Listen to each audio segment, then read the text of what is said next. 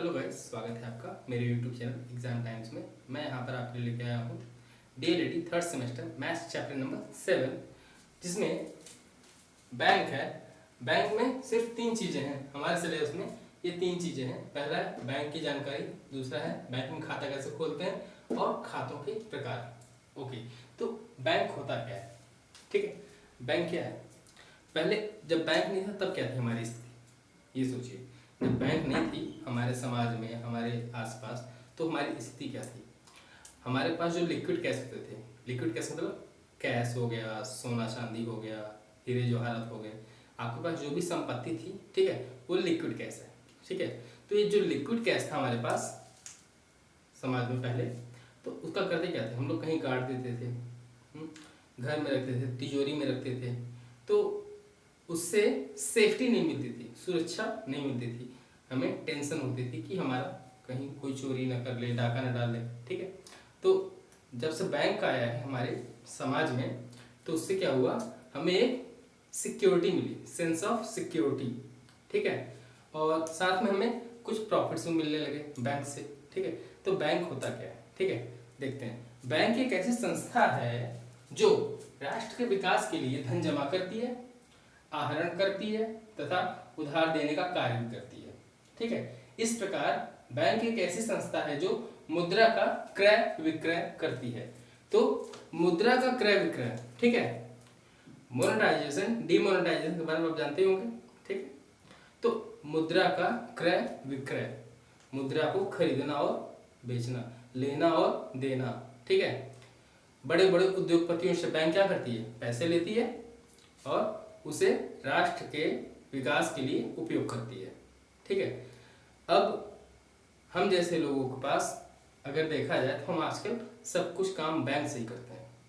छोटी से छोटी चीज लेके, अरे पैंट की जेब से लेकर के पेन की निब तक अगर खरीदना हो तो हम अधिकतर पेटीएम, फोन पे, इन सब का इस्तेमाल करते हैं।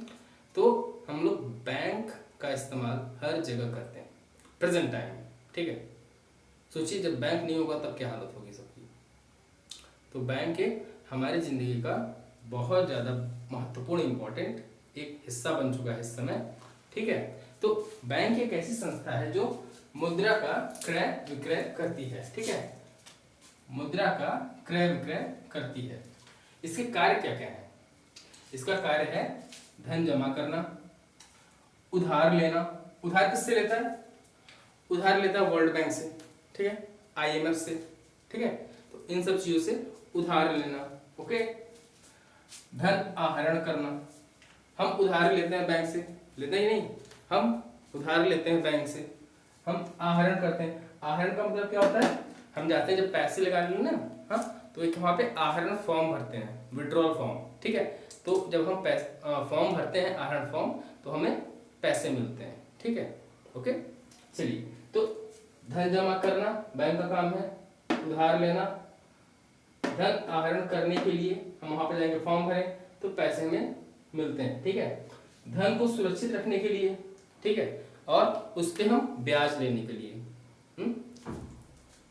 बैंक व्यापारियों को व्यापार आरंभ करने के लिए, छोटे किसानों को कृषि के लिए, बेरोजगारों को धंधा शुरू करने के लिए ऋण देता है। ठीक है, कुछ परसेंट ब्याज लगा करके, ओके, कर लगा करके। ठीक है, तो अब इसके अलावा भी बैंक के कुछ इंपॉर्टेंट कार्य हैं, जैसे बैंक खाताधारियों और सरकार के लिए भी कुछ महत्वपूर्ण कार्य करता है। वो कौन कौन से हैं? पहला कार्य है स्कूल की फीस जमा करना। ठीक है, पहला कार्य है स्कूल की फीस सबमिट करना। दूसरा है पानी और बिजली के बिल जमा करना। अब सरकार क्या करती है? बिल माफ करती है। ठीक है, अब वो बिल कहाँ जाएगा? कहाँ जाएगा? बैंक सबमिट करती है। ठीक है, बैंक जमा करती है। करों का भुगतान करना, हम जब कर का भुगतान करते हैं, हम जब कर का भुगतान करते हैं तो बैंक के थ्रू करते हैं, पेटीएम के थ्रू करते हैं, फोन पे के थ्रू करते हैं आजकल हमेशा।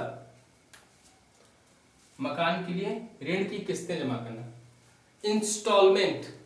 इंस्टॉलमेंट आज इस समय 98% लोग इंस्टॉलमेंट का उपयोग कर रहे हैं। 98% लोग इंस्टॉलमेंट मतलब जैसे आपने कोई एक मोबाइल खरीद लिया, ठीक है, अब अगर पैसे नहीं है देने के लिए तो आप क्या करते हैं, आप हर महीने एक निश्चित राशि सबमिट करते हैं। ठीक है, मान लीजिए 20,000 का फ़ोन ले लिया, अब 20,000 कर लिए, अगर 1 साल का आप इंस्टॉलमेंट ले रहे हैं तो आपको पर मंथ 1200-1300 रुपये सबमिट करना पड़ेगा। ठीक है, तो वो इंस्टॉलमेंट हो गया। तो वही बोल रहा है कि किस्तें, ठीक है, ये जो किस्तें हैं वो क्या है, इंस्टॉलमेंट है। ठीक है, नहीं, वेतन की सुविधा प्रदान करना, वेतन की सुविधा। अब सबके लिए अलग अलग पैसे दे नहीं सकते हैं। अब एक कंपनी में हजारों लाखों लोग काम कर रहे हैं, अब वहाँ पे एक एक आदमी को पैसा देना थोड़ा कठिन होता है। तो क्या होता है, एक बटन दबाया, सभी लोगों के पास पैसे पहुँच गए, सबके बैंक में, कंपनी का काम खत्म। ठीक है, तो बड़े से काम को हमें छोटे से काम में बदल दिया यहाँ पर। ठीक है, अब वो हमारी सहायता करता है बैंक। चलिए, तो बैंक में खाता भी खोलते हैं। दूसरा टॉपिक क्या है, बैंक में खाता खोलना, बैंक की जानकारी हो गई। दूसरा है बैंक में खाता कैसे खोलते हैं। तो खाता खोलने के लिए क्या होता है, हम जाते हैं बैंक में, ठीक है, किसी जानकार को लेके जाते हैं। ऑब्वियसली इस बात हम किसी जानकार को लेके जाते हैं, और किसको लेके जाएंगे, जिसका अकाउंट उस बैंक में पहले से होता है। ठीक है, जिसका अकाउंट उस बैंक में पहले से हो, उसको लेके जाते हैं। वो वहाँ पे जाकर के हमें फॉर्म भरवाता है। ठीक है, नहीं, हम वहाँ पे जाके फॉर्म भरते हैं। हाँ, फॉर्म भरने के बाद वहाँ पे फोटो लगता है, आधार कार्ड लगता है। ठीक है, ये सब जरूरी चीज़ें लगाते हैं, अटैच करते हैं। फॉर्म फिल करने के बाद आपको वहाँ पे 1,000 रुपये सबमिट भी करना पड़ता है। बैंक में अकाउंट ओपनिंग के लिए 1,000 रुपये सबमिट भी करना पड़ता है। ओके, वहाँ पर जाकर के हम 1,000 रुपये सबमिट करते हैं। हमारा एक कौन सा खाता चलता है, बचत खाता। ठीक है, हम वहाँ पे बचत खाता ओपन कर लेते हैं। ठीक है, चलिए गाइस, हम शुरू करते हैं नेक्स्ट टॉपिक, खातों के प्रकार। हमारे सिलेबस में खाता 7 प्रकार का है। ठीक है, इसी में से कुछ क्वेश्चंस आ सकते हैं, लेकिन इंपॉर्टेंट सिर्फ 5 है ऊपर के। ये बैंक मांग पत्र और मूल्यवान वस्तु के लॉकर थोड़ा कम इंपॉर्टेंट है, लेकिन है, ठीक है, इंपॉर्टेंट है। चलिए बात करते हैं बचत खाता, सेविंग बैंक अकाउंट। इसके नाम से देखिए समझ आ रहा है, सेविंग करना है। सेविंग क्या होता है, ठीक है, कि इसका उद्देश्य क्या है सेविंग का। सेविंग बैंक अकाउंट का उद्देश्य है कि जो मध्यम वर्ग के लोग हैं, ठीक है, मध्यम वर्ग या निम्न वर्ग के जो लोग हैं, ठीक है, इनके अंदर एक सेंस ऑफ सिक्योरिटी पैदा करना। ठीक है, कि आप आइए बैंक में एक अपना सेविंग अकाउंट ओपन करवाइए, जिसमें आपको कुछ पैसे सबमिट करके ये अकाउंट ओपन करना पड़ता है। न्यूनतम धनराशि 1,000 रुपये, जिसके द्वारा बैंक आपको एक चेकबुक, पासबुक, ATM कार्ड उपलब्ध कराता है, जिसके द्वारा आप पैसे सबमिट भी कर सकते हैं और आहरण भी कर सकते हैं। ठीक, आहरण का मतलब होता है पैसे निकालना। ठीक है, आहरण फॉर्म के द्वारा भी आप पैसे निकाल सकते हैं। ओके, चलिए अगला है चालू खाता, करंट अकाउंट। ये करंट अकाउंट किसके लिए होता है, नाम से समझ आ रहा है, करंट लग गया भाई। ठीक है, करंट अकाउंट का मतलब है कि ये अकाउंट जो होता है व्यापारियों, उद्योगपतियों, इन सब के लिए होता है।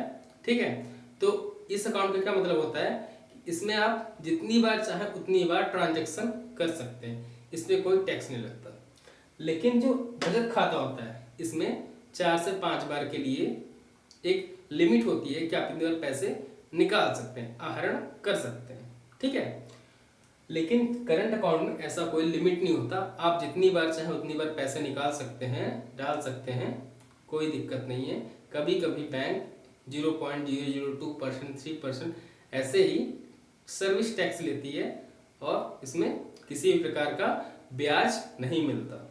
ठीक है, करंट अकाउंट में ब्याज नहीं मिलता, बचत खाता में ब्याज मिलता है। ओके, चलिए अगला है सावधि जमा खाता और आवर्ती संचयी जमा खाता। ये दोनों अकाउंट कुछ मिलते जुलते हैं, लेकिन थोड़ा सा अंतर है। सावधि जमा खाता क्या होता है कि आपने कुछ अमाउंट, ठीक है, मान लिया 500 रुपये है, आपने फिक्स कर दिया। ठीक है, 500 रुपये आपने फिक्स कर दिए कुछ समय के लिए, 10 साल के लिए फिक्स कर दिया। अरे 1 महीने के लिए मान लीजिए, 10 साल बहुत बड़ी बात हो ना, 1 महीने के लिए आपने फिक्स कर दिया। अब 1 महीने में अगर आप उस पैसे को नहीं छूते हैं तो आपको उस पर कुछ ब्याज मिलेगा, इंटरेस्ट मिलेगा। लेकिन अगर आप चाहें तो उस पैसे को आप पहले भी निकाल सकते हैं, लेकिन ये रहेगा कि जितने पैसे आपका वहाँ पर रहेगा उतने का आपको इंटरेस्ट मिलेगा, और जितने पैसे आप निकाल लेंगे उसका कोई इंटरेस्ट नहीं मिलेगा। फिक्स करने का मतलब है कि एक निश्चित अवधि के लिए आपने वहाँ पे पैसे फिक्स कर दिए हैं। ठीक है, चलिए अगला है आवर्ती संचयी जमा खाता। यहाँ पे देखिए रेकरिंग, नाम से पता चल रहा है कि छोटा छोटा अमाउंट है। ठीक है, आवर्ती संचयी, आवर्ती मतलब छोटे अमाउंट की कुछ बारी।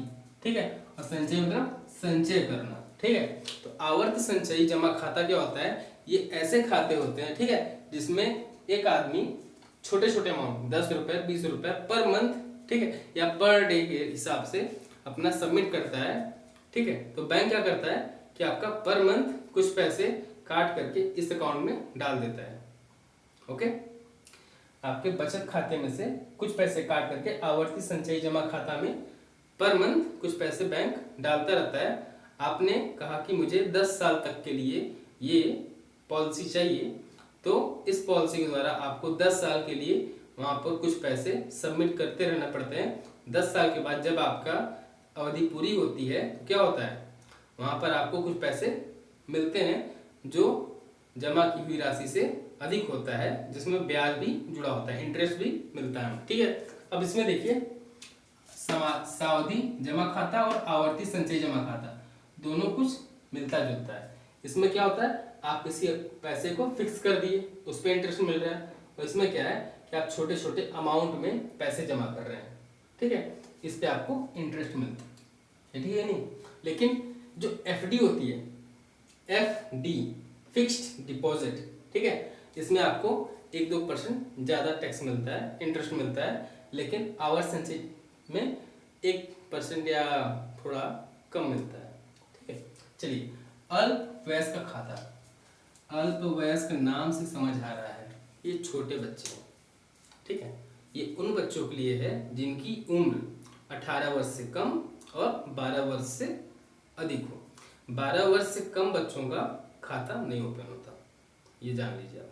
12 वर्ष से उम्र के जो अधिक ऊपर के जो बच्चे होते हैं उनके लिए अकाउंट ओपन होते हैं।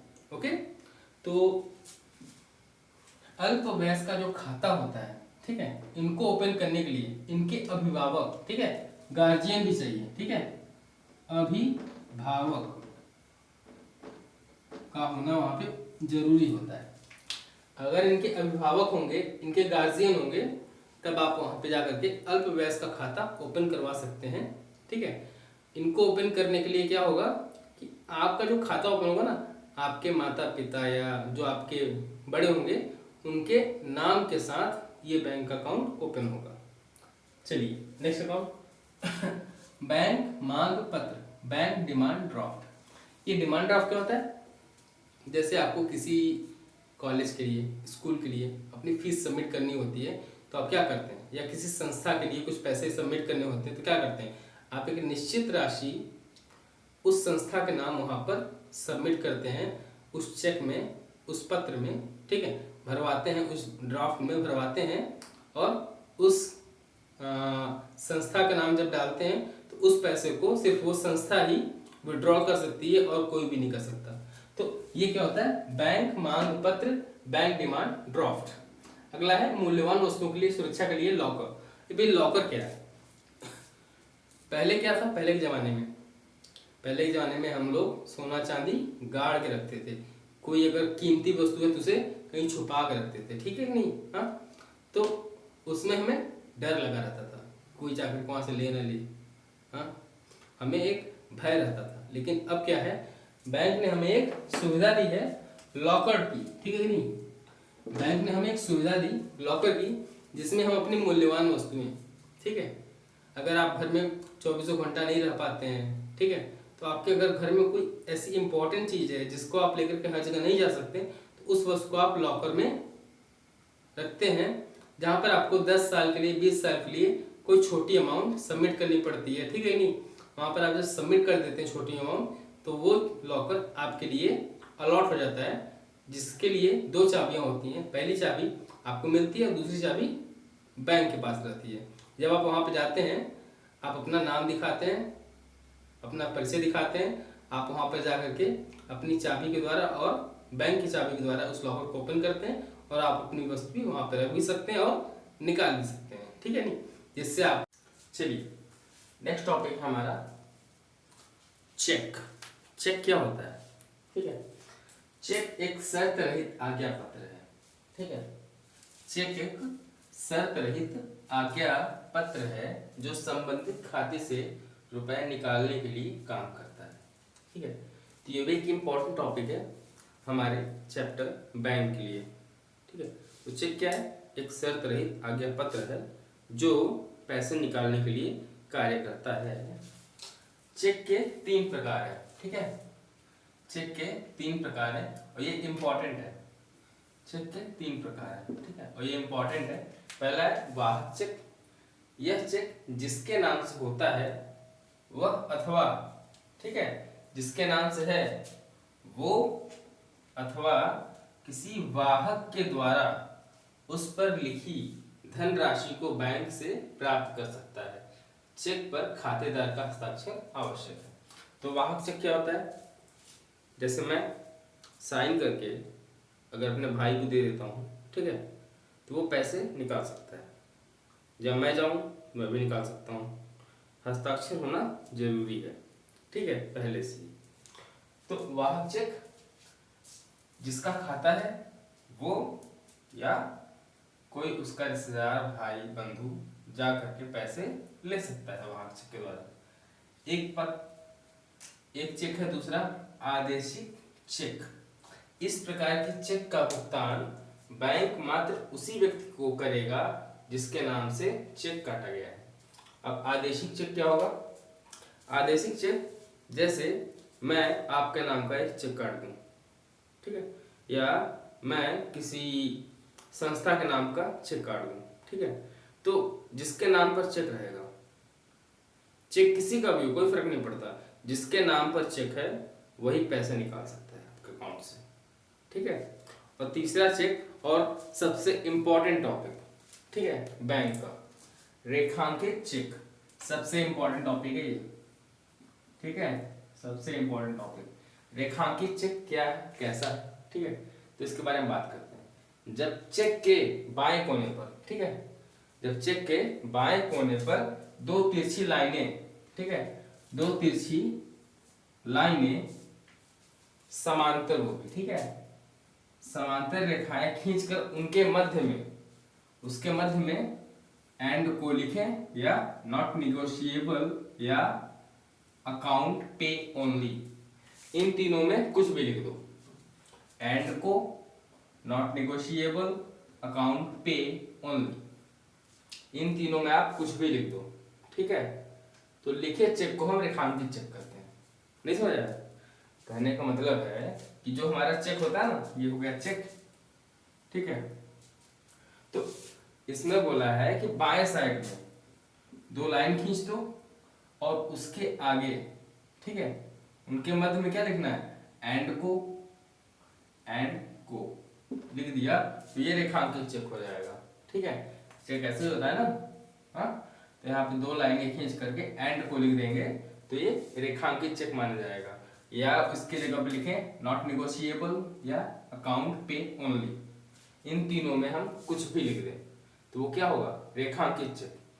अकाउंट पे ओनली और नॉट निगोशिएबल, ठीक है, लिखे चेक का भुगतान चेक धारक अपने खाते में ही जमा कर प्राप्त कर सकता है। तो इसका मतलब ये है कि अगर हम अकाउंट पे ओनली और नॉट निगोशिएबल लिखते हैं 2 लाइन के बाद, ठीक है, तो इसमें क्या होगा, जो धनराशि होगी ना, तो वो जो चेक है जिसका, उसी के अकाउंट में पैसे जाएंगे, ओके। जैसे आपने एक चेक काट दिया, ओके, चेक काट दिया किसी को देने के लिए, लेकिन उसको नहीं दे पाए, फिर क्या होगा, आप उसके आगे 2 लाइन खींच करके नॉट निगोशिएबल या अकाउंट पे ओनली लिख दीजिए। तो वो क्या होगा, अगर कोई गलती से भी आपका चेक ले करके बैंक में जाएगा, ठीक है, पैसे चुराने, आपका पैसे गलती से लेने के लिए, समझ रहे हो ना, तो क्या होगा, वो जो पैसे है ना उसको नहीं मिलेगा, वो पैसे आपके अकाउंट में ही चले जाएंगे फिर, समझ आ रहा है? तो ये हो गया रेखांकित चेक। किंतु एंड को वाला क्रॉस चेक, इसका वाला जो ये क्रॉस चेक है ना, ये वाला जो क्रॉस चेक है दूसरे के चालू खाते में भी जमा कर सकते हैं। लेकिन अगर हम 2 लाइन खींच करके एंड को लिख दें, ठीक है, तो अगर आपने चेक काट दिया है तो वो जो पैसा है ना वो किसी के भी खाते में जा सकता है। समझ रहे हैं? अगर आपने चेक काटा, चेक काटने के बाद अगर आपको उस चेक का कोई यूज नहीं है तो आप क्या करिए, 2 क्रॉस करिए, नॉट नेगोशिएबल, अकाउंट पे ओनली लिख दीजिए, तो पैसे क्या होंगे आपके अकाउंट में जाएंगे।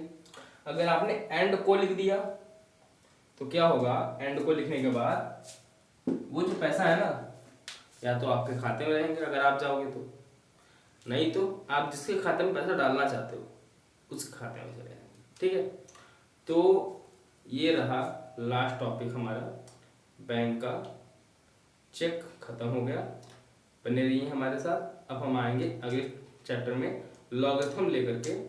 बहुत इंपॉर्टेंट टॉपिक है लॉगरिथम, जो है हमारे पूरे मैथ्स का, ठीक है, पूरे मैथ्स सिलेबस का सबसे कठिन, ठीक है, और इम्पोर्टेंट टॉपिक है। लेकिन इसको हम लोग बहुत सिंपल तरीके से समझेंगे। ठीक है, इसका हम लोग बेसिक से समझेंगे। ठीक है, बेसिक लेकर के चलेंगे, लेकिन बहुत ज़्यादा हार्ड टॉपिक है लॉगरिथम, लेकिन इसको हम लोग बेसिक समझेंगे, कोई दिक्कत नहीं है। बने रहिए हमारे साथ एग्जाम टाइम पे।